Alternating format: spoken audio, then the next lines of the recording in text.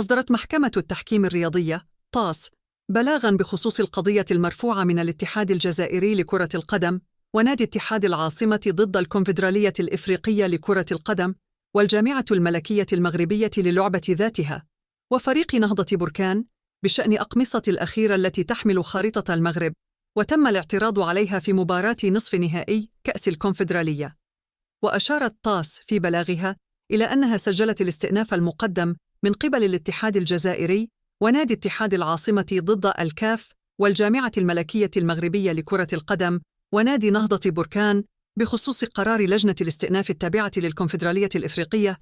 بتاريخ 21 أبريل 2024، والذي زكى قرار لجنة الأندية بالسماح للفريق المغربي بخوض مباراة نصف نهائي كأس الكاف بأقمصته الرسمية التي تحمل خريطة البلاد.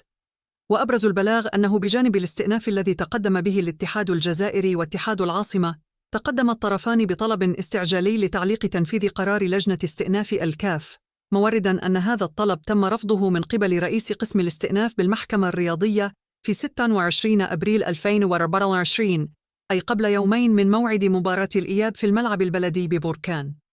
بلاغ محكمة التحكيم الرياضية أوضح أن الطرفين يتبادلان حالياً المذكرات والتقارير قبل تعيين هيئة التحكيم التي ستبت في القضية، على أن يتم الانتقال إلى مرحلة موالية من الإجراءات بعد ذلك، منها عقد جلسة الاستماع.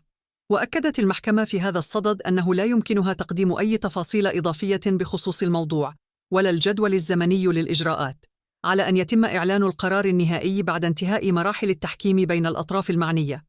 جدير بالذكر أن إياب نصف نهائي كأس الكونفدرالية الإفريقية الذي كان مبرمجاً الأحد الماضي بالملعب البلدي في بركان